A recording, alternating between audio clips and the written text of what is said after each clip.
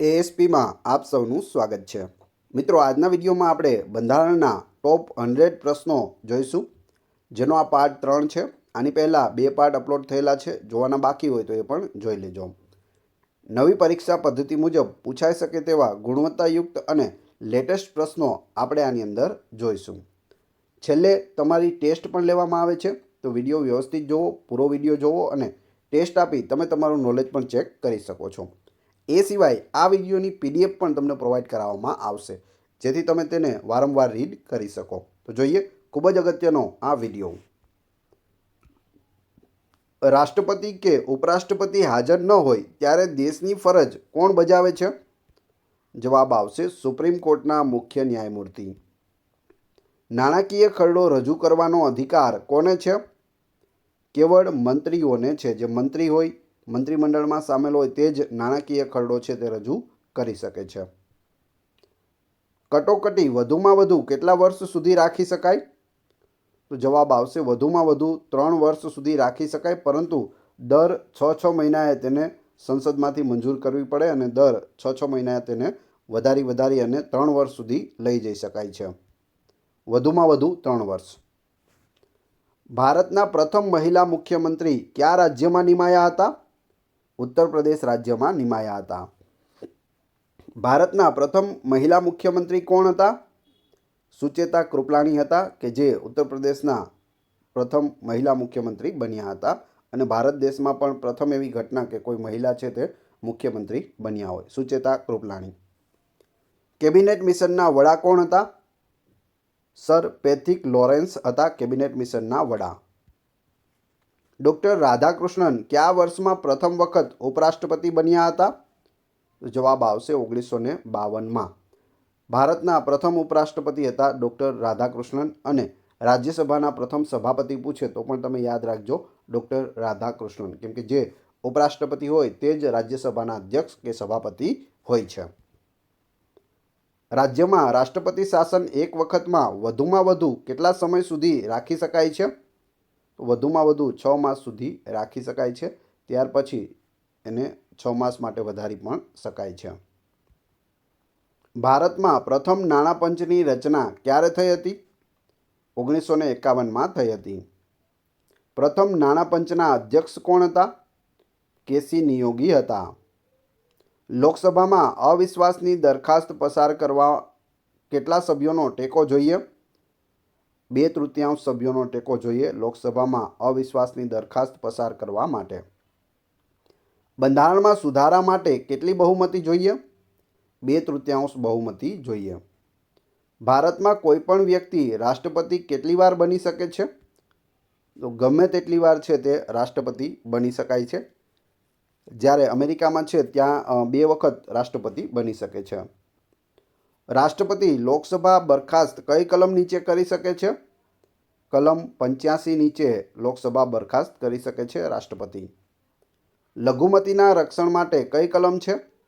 કલમ 29. રાષ્ટ્રીય એકતા પરિષદના અધ્યક્ષ કોણ હોય છે? વડાપ્રધાન હોય છે. અહીં કલમની જગ્યાએ અનુચ્છેદ આપે તમને પરીક્ષામાં, તો અનુચ્છેદ તમે સમજી જજો. બંધારણમાં શું હોય? અનુચ્છેદ હોય છે. સૌથી વધારે વખત કોંગ્રેસ પ્રમુખ કોણ રહ્યું છે? જવાહરલાલ નહેરુ રહ્યા છે. કોંગ્રેસના પ્રથમ મહિલા પ્રમુખ કોણ હતા? એની બેસન્ટ હતા. નગરપાલિકાના મૂળ કાર્યો નગરપાલિકા અધિનિયમની કઈ કલમમાં દર્શાવેલ છે? કલમ 87માં દર્શાવેલ છે. સૌથી ઓછા સમય માટે રાષ્ટ્રપતિ પદ કોણે ભોગવ્યું છે? ઝાકિર હુસેન. જમ્મુ કાશ્મીર અંગેની કલમ 370 કોણે બરખાસ્ત કરી છે? સંસદ દ્વારા બરખાસ્ત થઈ છે. સૌથી યુવાન ભારતના રાષ્ટ્રપતિ કોણ છે? દ્રૌપદી મુર્મુ છે. દેશમાં પ્રથમ યુવાન મુખ્યમંત્રી કોણ બન્યા હતા? પ્રફુલ્લ કુમાર મહંત બન્યા હતા. આસામ રાજ્યમાં 31 વર્ષના હતા ત્યારે તેઓ મુખ્યમંત્રી બની ગયા હતા. પ્રથમ વિદ્યાર્થી સરકાર કયા રાજ્યમાં સ્થપાઈ હતી? આસામ રાજ્યમાં સ્થપાઈ હતી. રાષ્ટ્રીય પક્ષોના પ્રતીકને મંજૂરી કોણ આપે છે? તો ચૂંટણી પંચ મંજૂરી આપે છે. બંધારણની કેટલામી કલમ પ્રમાણે જમ્મુ કાશ્મીર રાજ્ય તરીકે માન્ય નથી? તો જવાબ આવશે કલમ 157 મુજબ. સંસદ સભ્ય ન હોવા છતાં સંસદને સંબોધવાનો કોને અધિકાર છે? એટર્ની જનરલને અધિકાર છે. તે લોકસભા અને રાજ્યસભા બંનેમાં છે તે બોલી શકે છે, સંબોધન કરી શકે છે, પરંતુ મત આપી શકતા નથી. એ ખાસ યાદ રાખજો. જમ્મુ અને કાશ્મીરનું અલગ બંધારણ ક્યારથી અમલમાં આવ્યું હતું? ઈસવીસન 1957થી અમલમાં આવ્યું હતું. લોકસભાએ પસાર કરેલો નાણાકીય ખરડો રાજ્યસભા કેટલા દિવસ સુધી રોકી શકે છે? તો જવાબ આવશે 14 દિવસ સુધી રોકી શકે છે. હવે લોકસભામાંથી કોઈ ખરડો છે તે પસાર થઈ ગયો અને તે રાજ્યસભાને મોકલી આપે છે.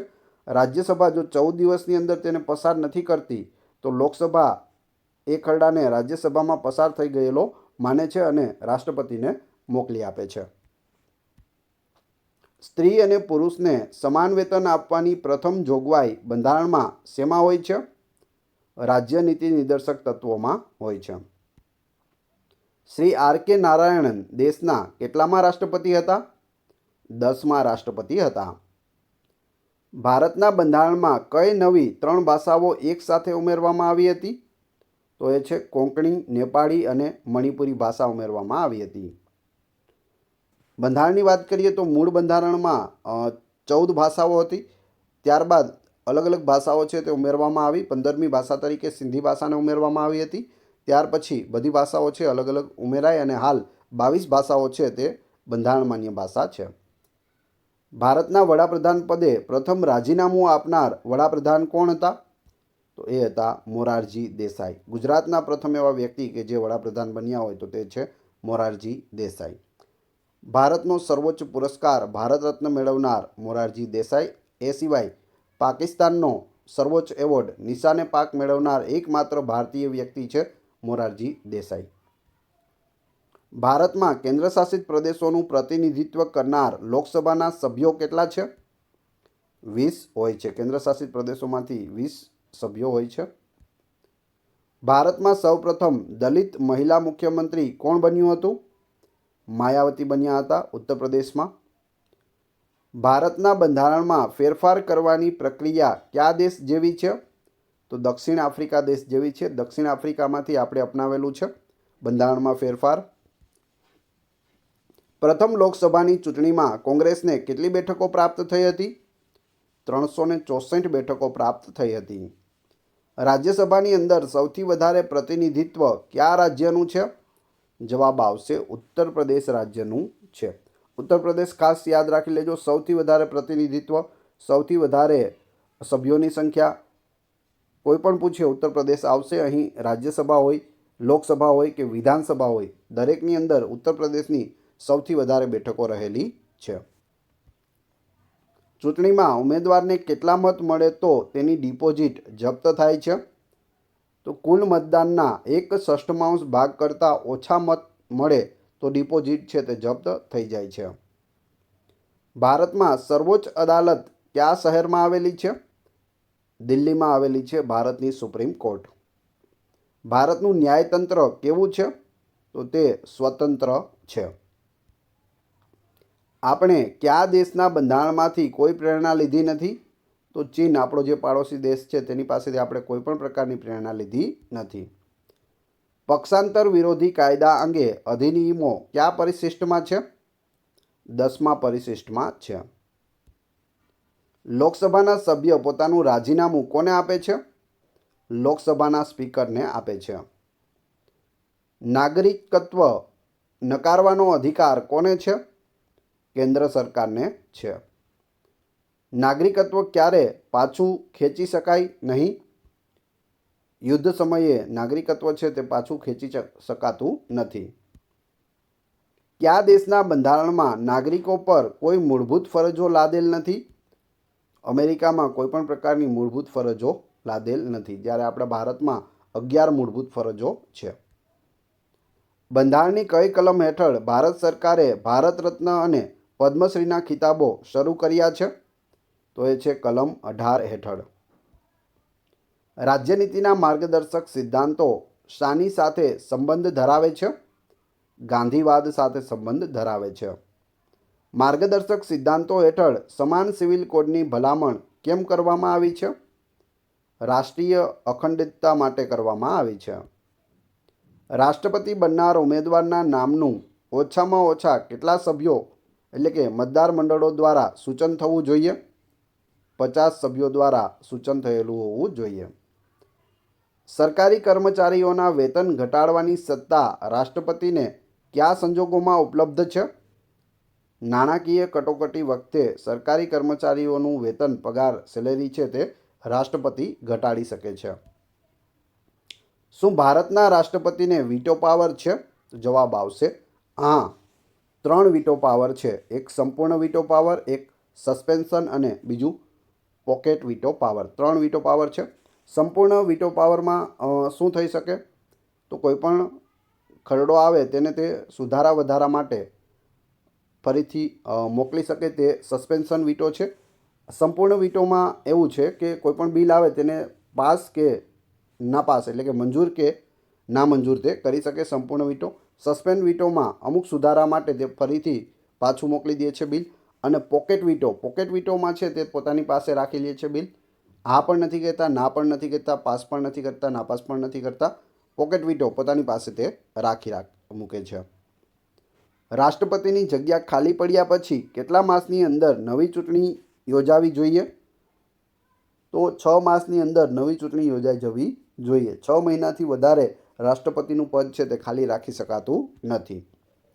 લોકસભામાં શાંતિ જાળવવા સ્પીકર કોની મદદ લઈ શકે છે? સાર્જન્ટ એટ આર્મ્સની મદદ લે છે. ખાસ યાદ રાખજો. કટોકટીની જાહેરાતને સંસદની મંજૂરી માટે કેટલા માસની અંદર તેની સમક્ષ રજૂ કરવી પડે છે? 1 માસમાં રજૂ કરવી પડે છે. સંસદના કોઈ ગૃહમાં કોઈ સભ્ય પૂર્વ મંજૂરી વગર કેટલા દિવસ સુધી ગેરહાજર રહે તો તેને ગેરલાયક ઠરાવી શકાય છે? તો 60 દિવસ જો ગેરહાજર રહે તો તેને ગેરલાયક ઠરાવી શકાય છે. કયા ગૃહના અધ્યક્ષ પોતે જ ગૃહના સભ્ય નથી? જવાબ આવશે રાજ્યસભા. રાજ્યસભાના જે અધ્યક્ષ એટલે કે સભાપતિ હોય છે તે ઉપરાષ્ટ્રપતિ હોય છે, તે રાજ્યસભાના સભ્ય હોતા નથી, છતાં પણ તેના અધ્યક્ષ છે. એકવાર સ્પીકર એટલે કાયમ સ્પીકર એવી પરંપરા કયા દેશમાં પ્રચલિત છે? બ્રિટન દેશમાં પ્રચલિત છે. કોમનવેલ્થ રાષ્ટ્રોનું વડું મથક ક્યાં આવેલું છે? લંડનમાં આવેલું છે. ભારતનું રાષ્ટ્રગીત સર્વપ્રથમ ક્યારે ગવાયું હતું? ઈસવીસન 1911માં. આપણું રાષ્ટ્રગીત પ્રથમ ક્યાં ગવાયું હતું? કલકત્તામાં ગવાયું હતું. રાષ્ટ્રીય મુદ્રામાં સત્યમેવ જયતે કઈ લિપિમાં લખાયેલ છે? દેવનાગરી લિપિમાં લખાયેલ છે. સત્યમેવ જયતે મુંડકોપનિષદમાંથી આ લીધેલું છે. હાઈકોર્ટમાં ન્યાયાધીશોની સંખ્યા કોણ નક્કી કરે છે? રાષ્ટ્રપતિ નક્કી કરે છે. વિધાન પરિષદમાં રાજ્યપાલ દ્વારા કેટલા સભ્યો નિમાય છે? તો 1/12 એટલે કે 1/12 સભ્યો રાજ્યપાલ દ્વારા છે તે 12% સભ્યો નિમાય છે વિધાન પરિષદમાં. ભારતમાં કયા પ્રકારની લોકશાહી છે? સંસદીય લોકશાહી છે. અમેરિકામાં કયા પ્રકારની લોકશાહી છે? પ્રમુખગત લોકશાહી છે. કોઈપણ રાજ્યમાં રાષ્ટ્રપતિ શાસનની મુદ્દત વધારવાની સત્તા કોને છે? સંસદને છે. સંસદ વધારી શકે છે. રાજ્યમાં કયો હોદ્દો કેન્દ્રના રાષ્ટ્રપતિને મળતો આવે છે? તો એ છે રાજ્યપાલનો હોદ્દો. રાજ્યમાં રાષ્ટ્રપતિ શાસન હોય ત્યારે રાજ્યનો વહીવટ કોણ સંભાળે છે? રાજ્યપાલ સંભાળે છે. ભારતની સંસદમાં સૌથી વધારે મતોથી ચૂંટાવાનો વિશ્વ વિક્રમ કયા સંસદ સભ્યનો છે? તો જવાબ આવશે અનિલ બસુ.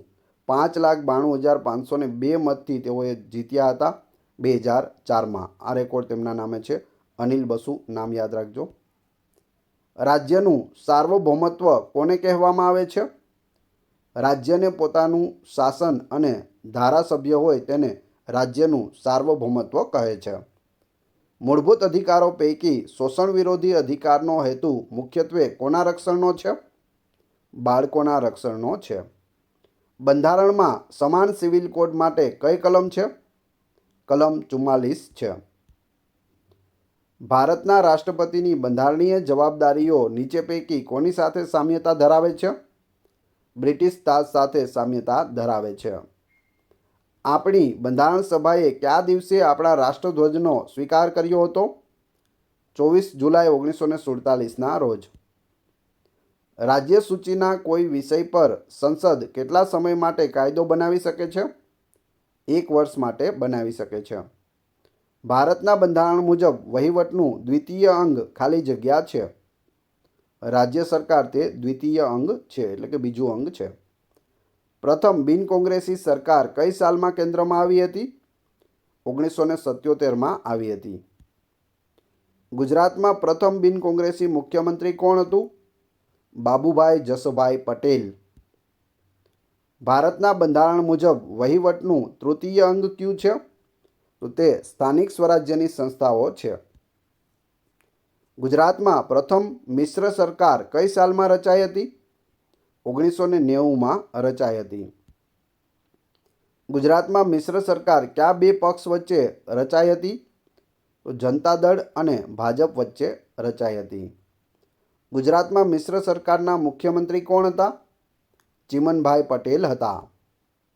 કયું સંગઠન બગદાદ કરાર તરીકે જાણીતું છે? તો એ છે સેન્ટો, સેન્ટ્રલ ટ્રીટી ઓર્ગેનાઇઝેશન. સ્વતંત્ર ભારતનું પ્રથમ અંદાજપત્ર કોણે રજૂ કર્યું હતું? આર.કે. ષણમુખમ ચેટ્ટીએ કર્યું હતું. ભારતમાં સૌથી વધારે અંદાજપત્ર કયા નાણાપ્રધાને રજૂ કર્યા છે? મોરારજી દેસાઈએ રજૂ કર્યા છે.